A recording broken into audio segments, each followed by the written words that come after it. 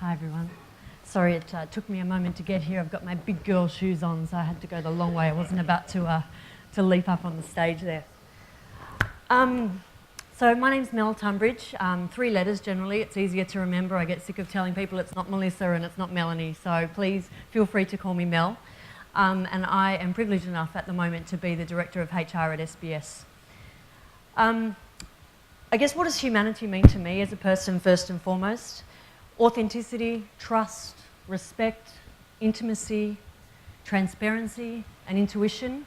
They're the kinds of things that I like to think that I bring to relationships, you know, with my family, with my friends, and all over the place. And I struggle to understand why we try to be different at work, why we're bringing a different set of values to our employees, to our teams, to our bosses, all of those sorts of things. And I guess there was a period in my life where I did go through that, and that's exactly what I was doing. You know, I'd drive the car to work every day. I'd kind of park my own set of values in one corner of the world. I'd pick up my professional values. I'd stick them in my back pocket. I'd perform an Academy Award-winning performance all day, every day. It was flawless. I had it down pat. And then I'd go home, stick my family values back in, and then continue on in a role that I was certainly more comfortable in. So I want to share with you today a personal experience, a darker sort of period in my life of where I had to learn, I guess, the hard lessons that everybody here is learning or aspiring to learn. And then I'll get to my time at SBS and what we're doing now in terms of trying to transform our culture in a values-based.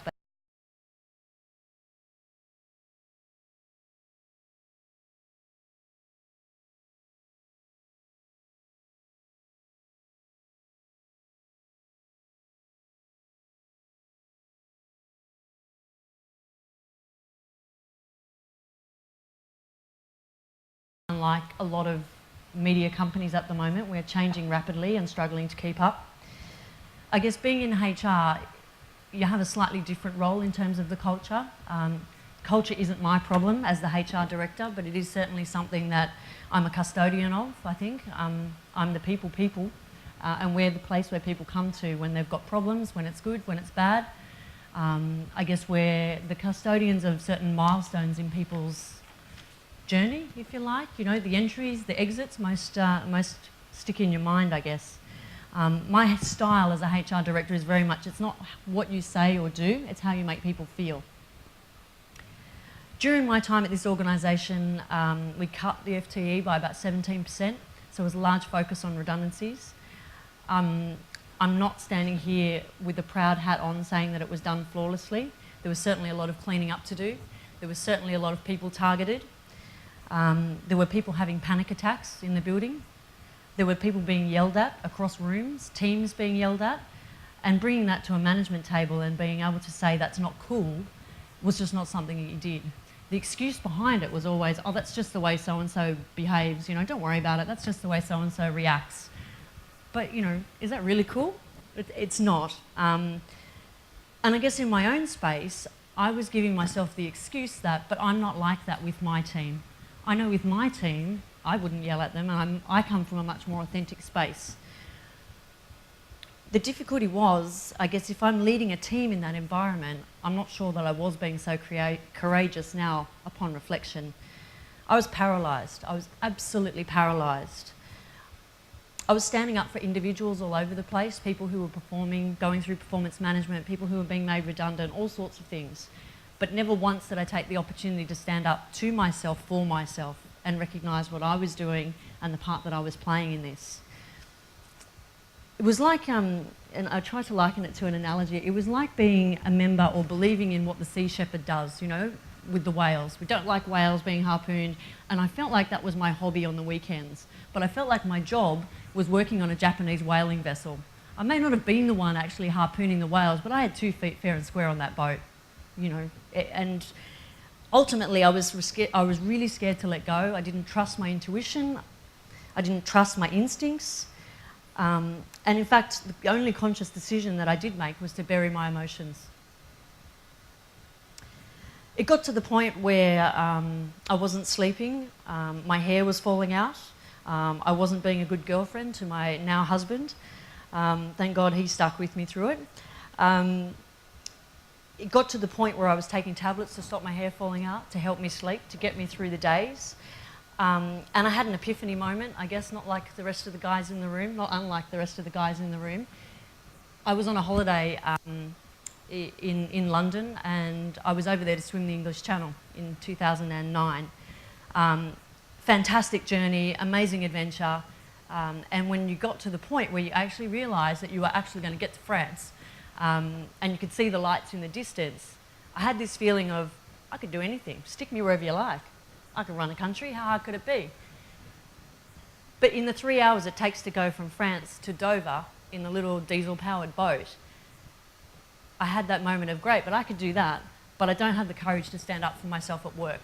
What the hell is that all about? I mean, seriously. Screw it, I'm out. I came home, promptly resigned, and got a phone call about SBS and the opportunity that they had for a new HR director at the time. That was almost 3 years ago. And I've got to say, I've never looked back. I'm sure everybody in the room knows of SBS. We have a charter. We're a hybridly funded organisation. We're not a sole public broadcaster. Our charter means that we're here for all Australians, and our tagline is 7 billion stories and counting. And if you don't understand where that comes from, it comes from the population, 7 billion in the world, and we all have a story to tell. When I walked in, I couldn't figure out what they wanted, and they couldn't figure out what they wanted either. They told me what they wanted was a high-performance, team-based culture. But when I actually said to the CEO at the time, what the hell does that mean? You know, what have you got that you don't want? What haven't you got that you're looking for? It was almost like he'd heard this phrase at a breakfast meeting somewhere and wrote down, must get me high-performance, team-based culture.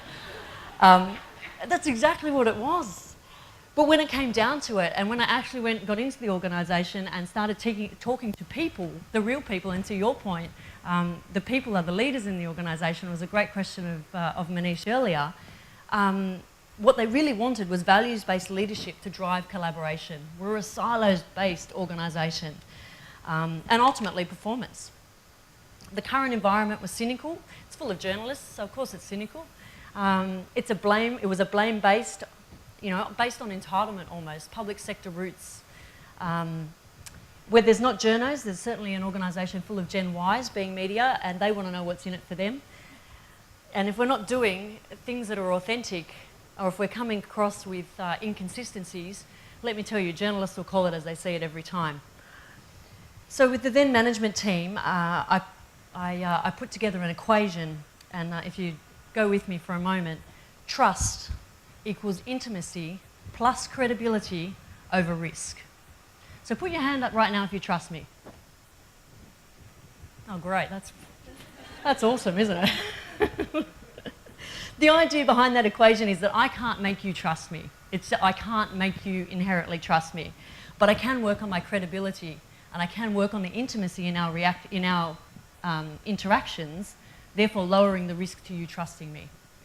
So that's what I went to with the management team at the time. Can I have the video, please? And this is a little video put together, and for those of you who know me in the room, you'll know that I come from a place of fun 90% of the time. Horton hears a who. On the 15th of May, in the heat of the day, splashing, enjoying the jungle's great joys, Horton the elephant heard a small noise. He looked toward the sound. There's no one around. I heard a faint yelp, like someone calling for help. I'll help you, said Horton. But who are you? Where? He looked and he looked. He could see nothing there. I'll just have to save him. Because after all, a person's a person no matter how small. Using the greatest of care, stretching his trunk through the air, he lifted the dust speck and carried it over, placing it down safe on a very soft clover. Humph! Humphed a voice. 'Twas a sour kangaroo, and the young kangaroo in her pouch said, too. A person on that? Why, there never has been. Believe me, said Horton. I tell you sincerely, I heard him quite clearly. I know there's a person down there. What's more, quite likely there may even be 4. Maybe a family for all that I know, with tiny children starting to grow. Please, as a big favor to me, don't disturb them, just let them be. I think you're a fool, laughed the sour kangaroo, And the young kangaroo agreed, saying, Me too. You mean Horton gasped, you have buildings there too? Oh, yes. piped the voice, We most certainly do. I know. called the voice, I'm too small to be seen, but I'm mayor of a town that is friendly and clean. Our buildings to you would seem terribly small, but to us who aren't big, they are wonderfully tall. My town is called Whoville, and I am a Who, and we Whos are thankful and grateful to you. and Horton called back to the mayor of the town. You're safe now, don't worry. I won't let you down. After all, because a person's a person no matter how small. You've run wild and insisted on chatting with persons who've never existed. I'm here to state Snapped the big kangaroo, that your silly game is totally through. and the young kangaroo joined in. Me too. Mr. Mayor, you must prove you were there. Get every who out to holler and shout. If you don't, every who will end up in stew. We're here, we're here, we're here, we're here. The elephant smiled, That was clear as a bell.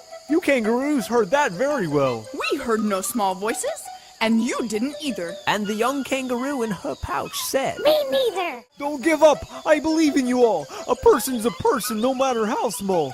You very small persons will not have to die if you make yourselves heard.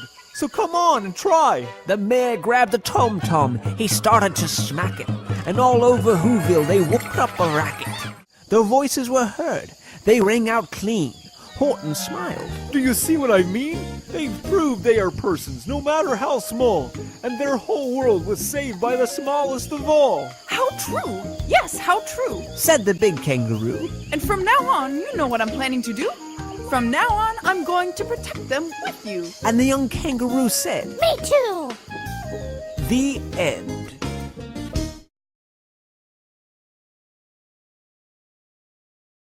So I guess, and to Aurora's point before, we had values. We did. We have cards full of values when I first got to SBS, most of them with more than one word on them, a whole pile of text on the back.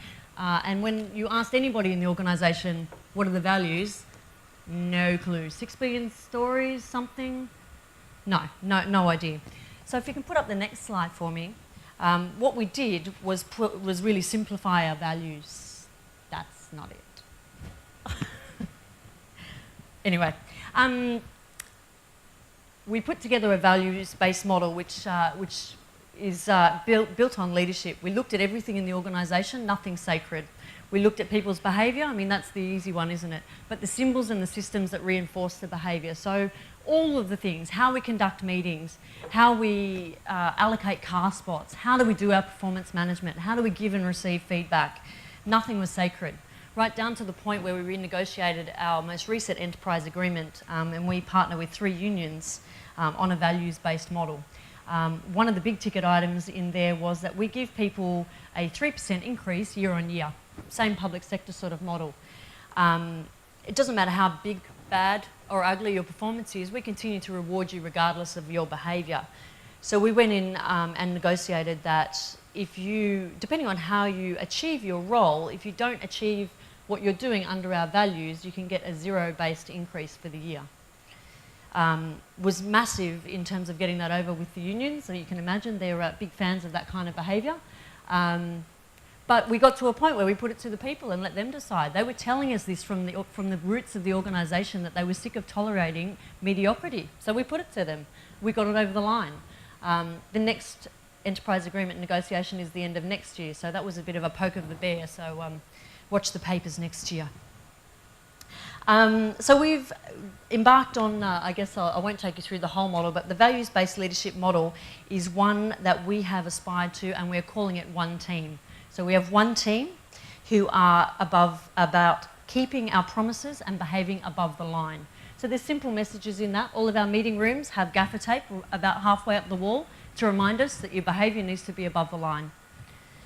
Locally in HR, we call ourselves HR at the moment, but we are about to rebrand ourselves as People and Culture. We're moving out of the transactional HR business, which is a big move for my team, and it's also resulting in about 50% of them being made redundant, which is massive for us and certainly particularly challenging for me. But it means that we're moving into a space where we can actually have strategic people on the ground to reinforce this behaviour from the ground up in our organisation locally. It's a 3-year culture shift for us at the moment. It's about a $1 million investment, so it doesn't come cheap. It's not going to be finished in 3 years, let's face it. Culture change takes time. But you don't need a fancy model and you don't need big dollars to do this stuff. There are really simple things that you guys can be doing, you can start doing tomorrow, that will change the way that your employees see you and change the way that you operate your business. A couple of them that come to mind. One of the things that we have at SBS is a saying, don't say it unless it makes the boat go faster. So don't be talking around behind people's backs, don't bring negativity into the room unless it's for a purpose, to drive a solution, to bring up an opportunity. Don't say it unless it makes the boat go faster. We have performance reviews, and on there it has, how many sales, how many eyeballs need to be watching this content, how many bits of content will we commission, blah, blah, blah, all the typical stuff that you expect to see. But we also put personal goals in our performance reviews. One of my guys has that she wants to go to Cuba for 2 months later on in the year. Everybody has their own personal goal in their WEDP as well. Only bring believers into the organisation, and I think that's become clear from all of the guys who have talked about recruitment. You've got to be really conscious about the people that you're bringing in and out. We have, all of our employees have a packet of post-it notes on their desks. They're shaped in a love heart and has thank you on them.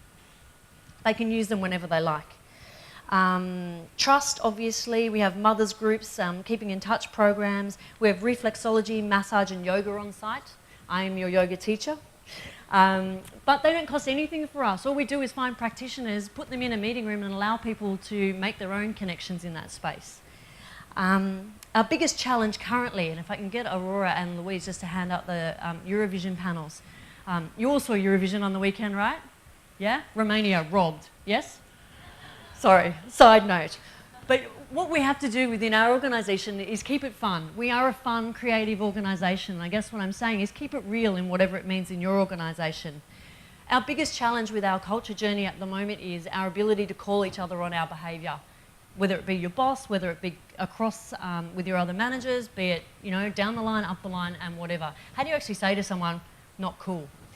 So we have Eurovision panels. For the next month, everybody's got one of those and you can hold it up. You don't have to say a word. If I say something in a meeting that my team don't believe is authentic or isn't aligned with the culture and our values, you hold up the red side. That's all you got to do. And you hold up the green side if you really like what we're doing. We also build on the World Cup. We have red card and yellow card. So, it depends what's going on schematically within our organisation and we draw on that. It always comes back to the content and that's what's important to us. So what's the next phase for us? Right now we're in a design phase for 360-degree an appraisal tool where we're going to put our top 250 through over the next financial year. We're designing our own program. There's 1 million off-the-shelf 360-degree tools you can buy. What we're designing is one that really starts to map leaders' behaviours and look at leaders' behaviours against our values. Why would you buy something off the shelf if you're actually measuring something that's not important to you? So it will map against our values and that will then form part of our management team's performance reviews and ultimately their hip pocket and bonus structure. We're looking at moving into a matrix structure and realigning our organisation. I shudder to think of what that will be like without conscious leadership. Cross accountability, more than one manager, all of those sorts of things. God help us if we're not acting in a way that is conscious, it's going to be a disaster. We're also moving our space. We're moving to an agile workplace. As Mark talked this morning, we're not unlike him in media. Most of our workforce is flexible. We have people working from home, people working from the pub, people working at the golf course. We don't really care, but they need a space to come in as well. And so we're transforming our organisation and our physical space as well. So a few lessons that I've learnt along the way and in my journey. It's bloody scary. It really is. You'll have plenty of time in the mirror. You need to get to know yourself intimately and love what you see staring back at you. Most people are really cautious by nature, so you're going to hear no's mostly in the first instance and be ready for that. Don't be, disheartened by that, but just recognise that it's there. Be brave, but ultimately you need a compelling business need for this to operate from a values space. It's not warm and fuzzy. It's not HR's problem. We all take a personal responsibility for this. And the other thing that I'd have to say, it's got to be big picture. It's got to be on the agenda. the real agenda. Not the one down the bottom that we'll get to talking about if we have the time, not the one that belongs in the special projects bucket, but it's got to be on the real agenda, the one that's talked about at board level, the one that's talked about at leadership level. You manage things and tasks, but you lead people with emotion. Emotions are contagious and people will feed off that. So I'll finish with Dr. Zeus as we started as well. So whether you're a Horton or a sour kangaroo, look around you for the very small who's. Take a moment in time to look on the mirror. Make sure you love what you see and you're sure to be on a winner. Be courageous, be conscious, and take on some new tools. For tomorrow you're all Hortons, or at the very least small who's. Thank you.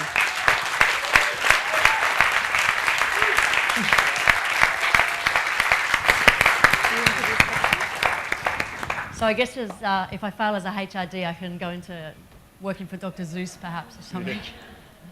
Questions?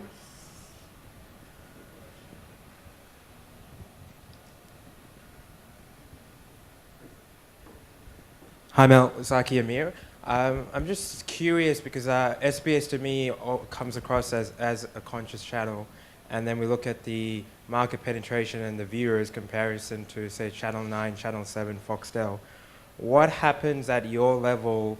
It's great hearing that for your organization, and you know we look at the other channels and they seem to be a bit switched off from my perspective. Mm-hmm. What is happening at your level to maybe integrate the other channels or influence the other channels on the way things are being done in SBS so that the impact is greater to say Channel 9, Channel 7, and then eventually the programs that are shown then impact the viewers at a national scale?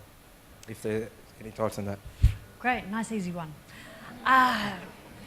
Well, I can say from a content perspective, you know, with the fragmentation of the marketplace now, we now have all of the main channels all have their kind of little channels that sit underneath, 7, Mate, Go, those types of things. So we're all now squabbling for content in the same place. Previously, SBS was a sort of standalone niche content provider, if you like, and you'll now see more and more SBS-like content sort of filtering into those other channels. So from a content perspective, some of that will start to feed out. Some of the stuff that we actually produce ourselves, like you go back to where you came from, Once Upon a Time in Cabramatta, those types of things are being sold onto the Foxtel platform, so we're getting our message out from that perspective. From a management level perspective though, we're certainly very active in speaking with other groups. Certainly Mark and I had some time this morning and we'll be connecting after today to talk about how we can get better at collaborating, I think, on this stuff. I would say that some of the commercial networks still have a way to go in terms of mentality around this stuff, but we need to be able to prove that there's a real business agenda here and a real business initiative and a real impact, I think, on the way that they do business and ultimately their profitability. They have shareholders in a way that we don't, and once we can prove that to their satisfaction, you know, we'll gain more strength from that. But it's going to take time, and it's going to take those commercial networks some time to look, you know, under the bonnet a little bit and listen to the who's in their organisation. It was the same at SBS. The management team was shut off to it. But until you're listening to what's happening around you, you know, nothing changes really. Any other questions? Vinshaw's the popular man today. Hi. As an HR director, when you come up with an opportunity into organization where a new role or function comes up, which is enriching what work people do, and then you need to fill that up, how do you go around making decision whether to get someone from outside or look for someone from inside, but they do not have all the competencies you require to fulfill that role? What way you decide and how you go around doing that? We have a policy of always, first and foremost, looking from within. And that's exactly what we do. We look exactly from within our own world, and we try and create opportunities. You might be 80% of the way there in terms of tasks and in terms of, you know, experience and those types of things, but we know, and, you know, coming back to Simon's example, we know that these people have the credibility within SBS, and they get us, they get the values. We don't need to explain that to them. So we can teach them to be, you know, better video journalists. We can teach them whatever it is that they need to know from a tactical perspective, but you can't teach them the values stuff. So that would be the first thing that we do. But when we're bringing people into the organisation where we need to, we make real conscious decisions around that. We have a no tolerance policy around this stuff. And you know, anybody who is close enough to SBS knows that with the change in CEO 2 years ago, there's only me left now from a management team perspective. So you've got to make some bold, brave decisions around this stuff as well. And you've got to be walking the talk every single day. You're on show. You are the values walking around the building. And people will see the inconsistency and pick up on it. And in my organisation, damn it, call you on it. Yeah. Awesome. Well, great. We're done. Fantastic. Thanks a lot, Mel. Thanks.